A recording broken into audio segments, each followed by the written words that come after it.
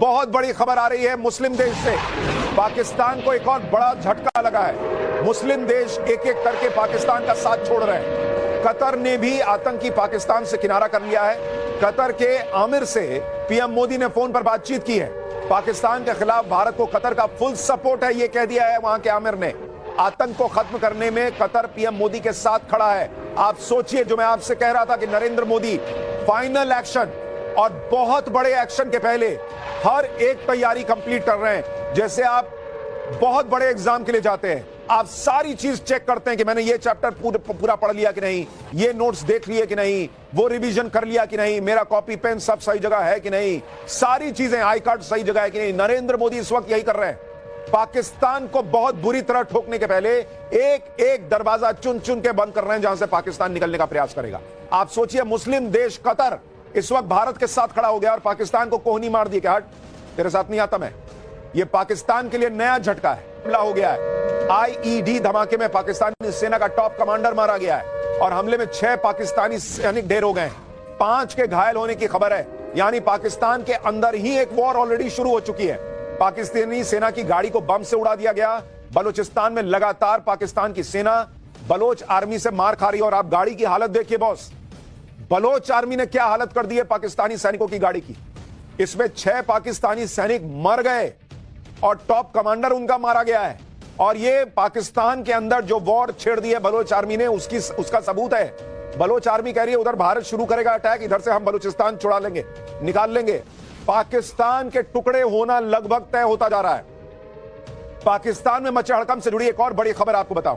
पाकिस्तान के प्रधानमंत्री शहबाज शरीफ ISI headquarter गए हैं। शहबाज शरीफ ने पाकिस्तान की तैयारियों का जायजा लिया है। भारत के हमले की स्थिति में क्या तैयारी है भाई, उन्होंने पूछा कि जरा दिखाओ भाई आईएसआई वाले भाई, तुम लोगों के पास क्या खबर है, भारत क्या कर रहा है, कुछ तो बताओ। हम तो बाहर बहुत रोना रो लिए कि अभी होगा, तभी होगा, ये होगा, वो होगा। आईएसआई क्या किए बैठे हो तुम। पाकिस्तान में आप सोचिए किस लेवल का हड़कंप मचा है कि खुद प्रधानमंत्री शहबाज शरीफ को आईएसआई के हेडक्वार्टर जाकर रिपोर्ट लेनी पड़ रही है कि भाई बता तो दो कि भारत में के हमले में हम जिंदा बचेंगे या नहीं। मोदी क्या करने जा रहे हैं, कोई खबर है क्या तुम्हारे पास? खुफिया एजेंसी हो, कोई खुफिया जानकारी है क्या तुम्हारे पास? कुछ दिन पहले ही पाकिस्तान ने अपनी इंटेलिजेंस एजेंसी के चीफ लेफ्टिनेंट जनरल मोहम्मद असीम मलिक को नया एनएसए भी नियुक्त किया है। तो लगातार बड़ी खबरें पाकिस्तान से जुड़ी भी आ रही हैं, भारत से जुड़ी भी आ रही हैं। और इसी बीच पाकिस्तान की सांसें अटका देने वाली सबसे बड़ी ब्रेकिंग न्यूज आज की आपको बताता हूं। पाकिस्तान बॉर्डर पर राफेल गरजने वाला है। बॉर्डर के पास 2 दिन एयरफोर्स का युद्धाभ्यास चलेगा। नरेंद्र मोदी ने ग्रीन सिग्नल दे दिया है। 7 और 8 मई को राजस्थान में एयरफोर्स का बड़ा युद्धाभ्यास होने जा रहा है। भारत की तरफ से युद्धाभ्यास का अलर्ट जारी कर दिया गया है। यानी राफेल से लेकर जैगुआर से लेकर मिराज से लेकर सुखोई 30 तक भारत के सबसे शक्तिशाली जो फाइटर जेट्स हैं वो बॉर्डर के पास युद्धाभ्यास करेंगे। और आप सोचिए पाकिस्तान की हालत क्या होगी। कहीं कोई धीरे से घुस गया, कांडी है फिर भैया, तुम तैयार रहना।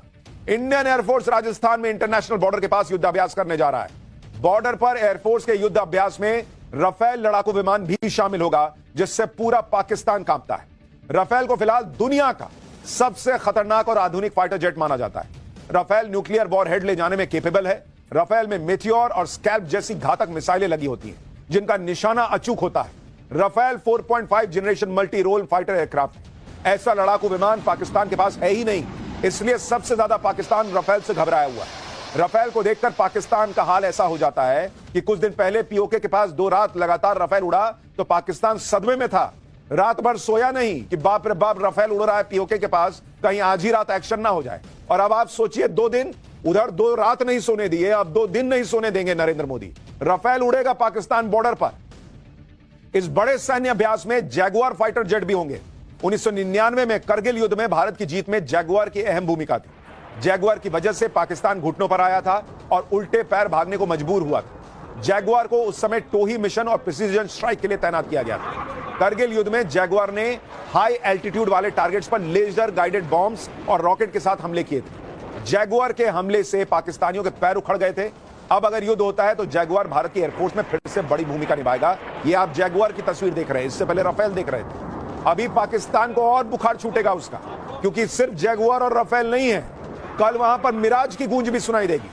बॉर्डर पर इस सैन्य अभ्यास में वायुसेना का मिराज 2000 भी दम दिखाएगा। ये देखिए मिराज, मिराज 2000 आसमान में सीधी लड़ाई और सटीक जमीनी हमलों के लिए जाना जाता है। यह हवा से हवा में चलने वाली मिसाइल से लैस होता है। इसमें लेजर गाइडेड बॉम्ब होते हैं जो पूरे पाकिस्तान में कहीं भी सटीक निशाना लगा सकते हैं। मिराज 2000 का इस्तेमाल कई देशों की वायुसेना करती है। फ्रांस की वायुसेना इसका इस्तेमाल करती है। यूक्रेन युद्ध में मिराज 2000 इस्तेमाल हो रहे हैं और इस लड़ाकू विमान को न्यूक्लियर हथियार ले जाने के लिए डिजाइन किया गया। मिराज 2000 का तो नाम सुनकर पाकिस्तान धुआं धुआं हो जाएगा। बालाकोट एयर स्ट्राइक में मिराज 2000 ही पाकिस्तान में घुसे थे। मिराज 2000 को भारत सटीक हमलों के लिए इस्तेमाल करता है। करगिल युद्ध में मिराज 2000 ने पाकिस्तान को धूल चटा दी थी। 2015 में भारत ने मिराज 2015 को अपग्रेड करके ज्यादा ताकतवर बना लिया था। और मिराज के साथ साथ अब तो राफेल भी है भाई। राफेल के साथ भारत का सुखोई 30 MKI भी बॉर्डर पर अपनी ताकत दिखाएगा कल।